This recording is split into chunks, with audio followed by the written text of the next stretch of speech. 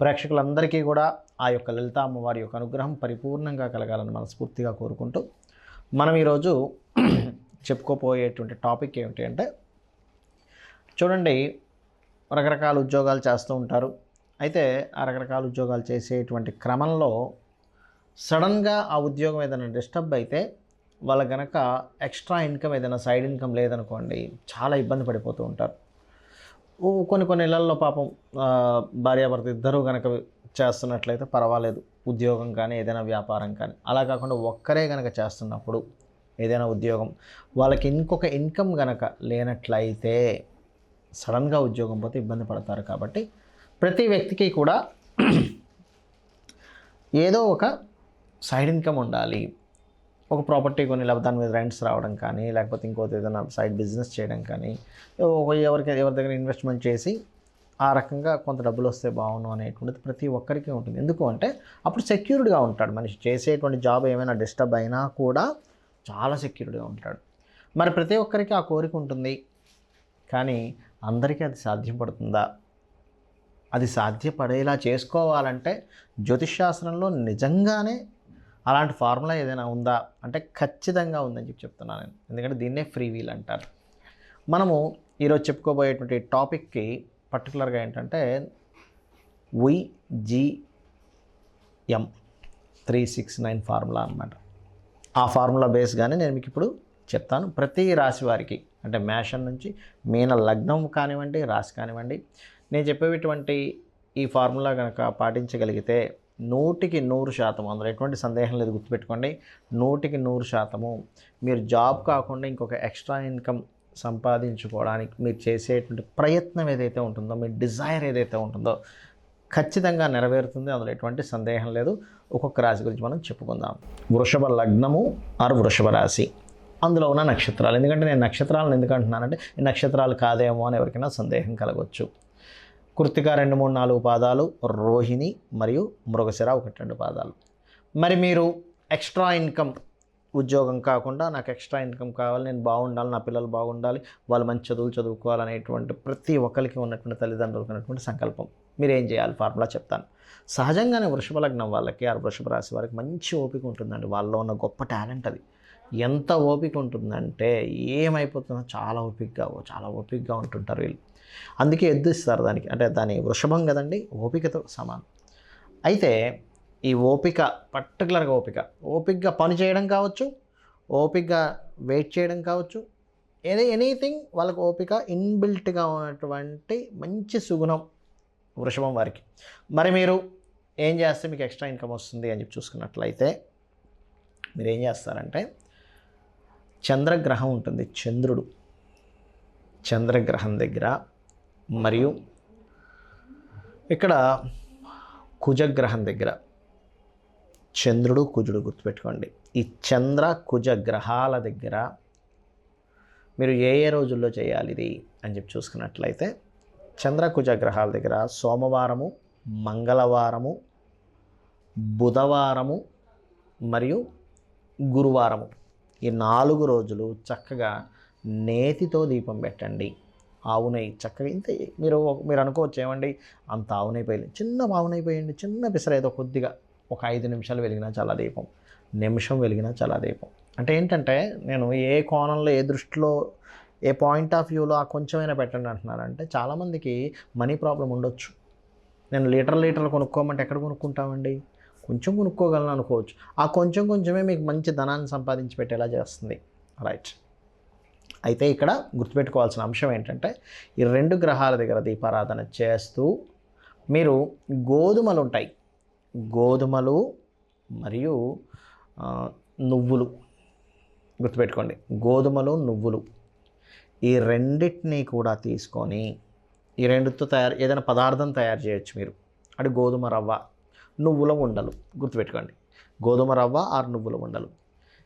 వీటిని తీసుకొని మీకు దగ్గరలో ఉన్నటువంటి ఆలయంలో కావచ్చు, లేకపోతే బయట పాపం అన్నం కోసం అనుమతించే వాళ్ళు కావచ్చు, గోధుమ రవ్వ ఉప్మా చేయొచ్చు మీరు. వాటిని దానంగా ఇవ్వండి వాళ్ళకి తినడానికి. అలా కాదండి నాకు పురోహితులు ఉన్నారు ఇస్తానని, రైట్, గోధుమలు ఇవ్వండి, నువ్వులు ఇవ్వండి, నో ప్రాబ్లం. బట్ అలా కాకుండా అందరికీ అలా అవ్వదు కదా. కానీ దయచేసి నువ్వులు తీసుకెళ్ళి గోవుకు మాత్రం పెట్టకండి. ఎందుకంటే గోవు నువ్వులు తింటే ఏమవుతుందంటే అది ప్రెగ్నెన్సీతో ఉంటే ఇబ్బంది అవుతుంది. కాబట్టి గోధుమ రవ్వ పెట్టచ్చు గోవుకు కావాలంటే. మీరు ఒకవేళ నాకు గోవు ఉంది సార్ నేను గోవు పెడతాను, హ్యాపీగా పెట్టచ్చు. మన నువ్వుల ప్లేస్లో ఏం పెట్టాలి, బెల్లం ముక్క పెట్టండి. అంతగా మీకు పెట్టాలనిపిస్తే, కానీ నువ్వులు మాత్రం పొరపాటును కూడా తినిపించకండి గోవుకి. ఇది చేయండి ఫస్ట్. అలాగే మీరు ఏం చేస్తారంటే ఓం రాజరాజేశ్వరియే నమః, ఓం కుమారస్వామియే నమః అనుకుంటూ ఉండండి.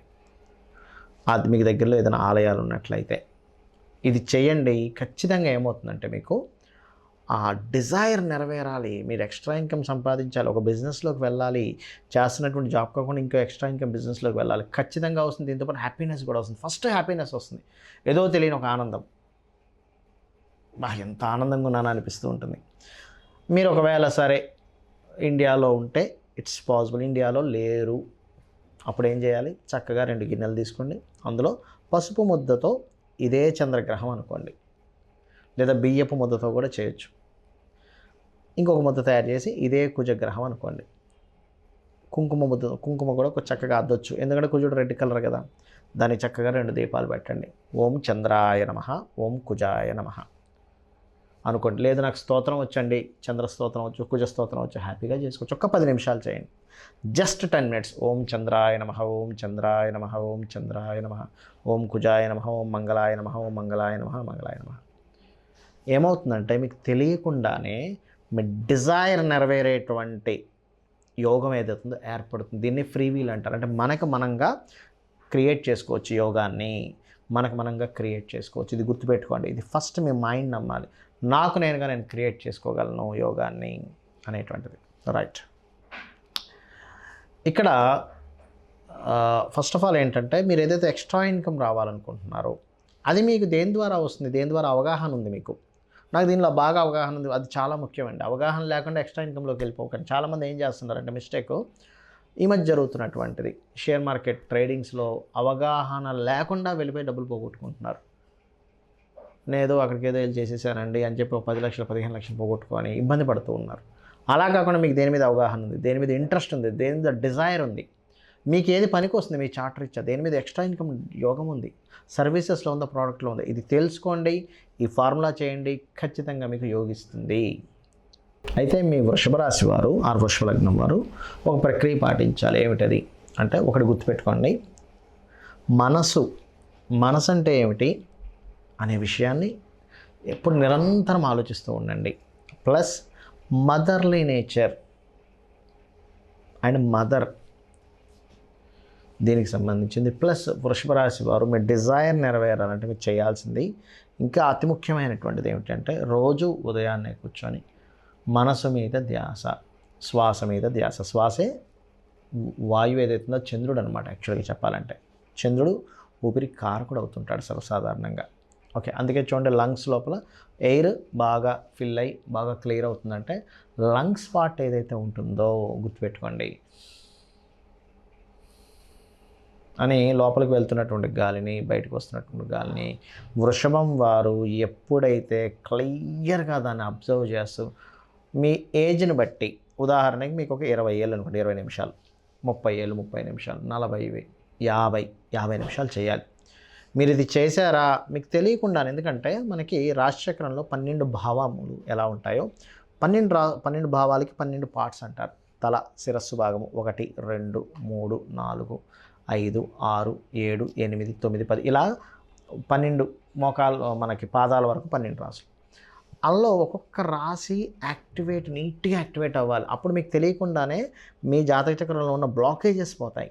ఎప్పుడు కూడా ఏంటంటే ప్రతి ఒక్కరికి యోగం ఇస్తాడండి భగవంతుడు. ప్రతి ఒక్కరికి యోగం ఉంది, ప్రతి ఒక్కరికి అన్ని శాస్త్రాలు తెలుసు, ప్రతిదీ తెలుసు. కానీ ఒక పొర, అజ్ఞానం అనే పొర లేకపోతే కర్మ అనే పొర అడ్డంగా ఉంటుంది.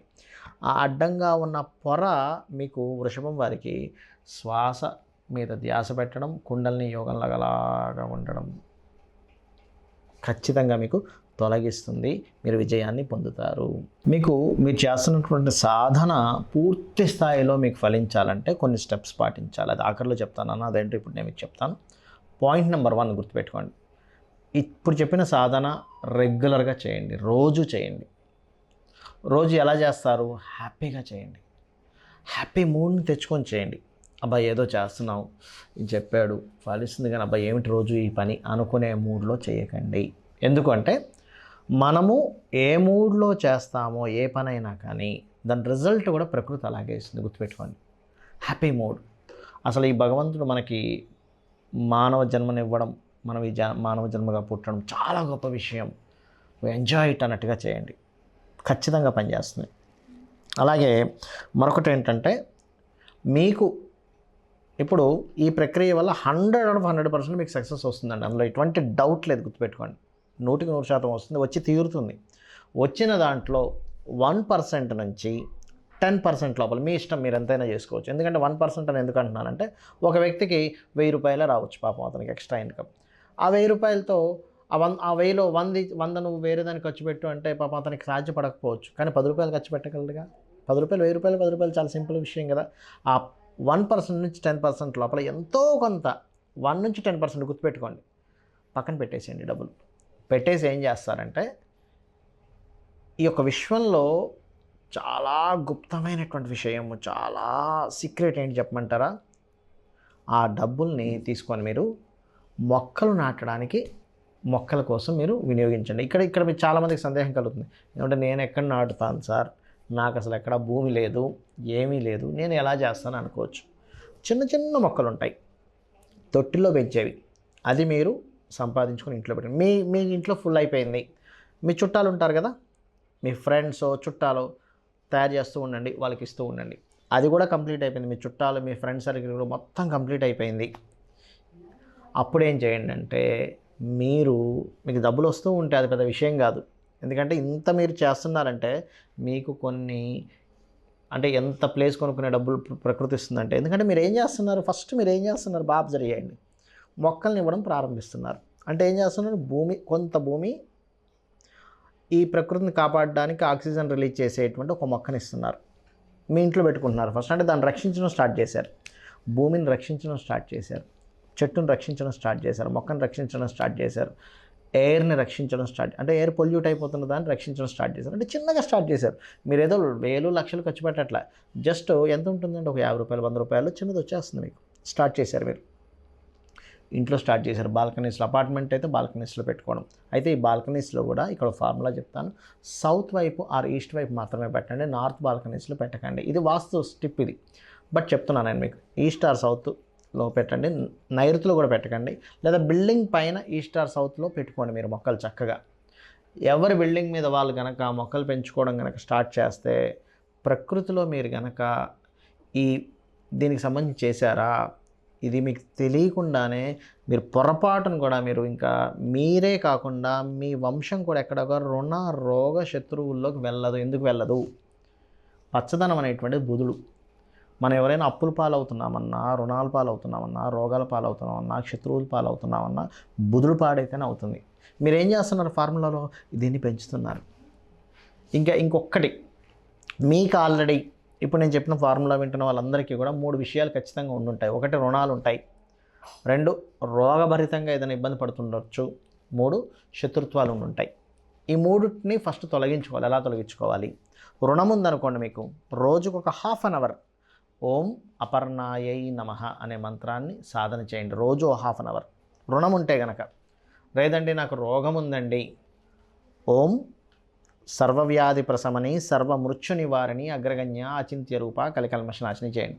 లేదంటే నాకు శత్రువులు ఉన్నాయి, మా ఇంట్లో వాళ్ళతో శత్రుత్వం, బయట వాళ్ళతో శత్రుత్వం, కోర్టు కేసు ఉంది, అది ఉంది, ఇది ఉంది, దీంట్లో నేను సాధన చేయాలి. ఎందుకు చెప్తున్నానంటే, ఫస్ట్ ఈ సాధన చేసేటప్పుడు ఇవి తొలగితే కానీ, అంటే ఈ కర్మలు తొలగితే కానీ మీ సాధన ముందుకు వెళ్ళదు, గుర్తుపెట్టుకోండి. మరి శత్రుత్వాలు ఉన్నాయి, ఏం చేయాలి? ఓం నమో నారాయణాయ, ఓం కుమారస్వామి నమః, లేదా ఓం కార్తికేయ స్వామి నమః అని ఒక ½ అవర్ చేసుకుంటూ ఆ శత్రువుని ఎలా ఫీల్ అవుతారంటే, వాడు నాకు శత్రువు కాదు, వాడు నాకు మిత్రుడు అని ఫీల్ అవ్వండి. వాడు నాకు శత్రువు కాదు, వాడు నాకు మిత్రుడు. ఎప్పుడు కూడా శత్రుభావము, రుణభావము, రోగభావము యాక్టివేషన్లో ఉంటే మీ డిజైర్ భావం యాక్టివేషన్ అవ్వదు. ఇది ఆస్ట్రాలజీ ఫార్ములా. ఇవి చేయండి, 100% మీరు ఐశ్వర్యవంతులు అవుతారు. ఐశ్వర్యం అంటే అన్నీ ఉండడం మనిషికి. శ్రీమాత్రే నమః.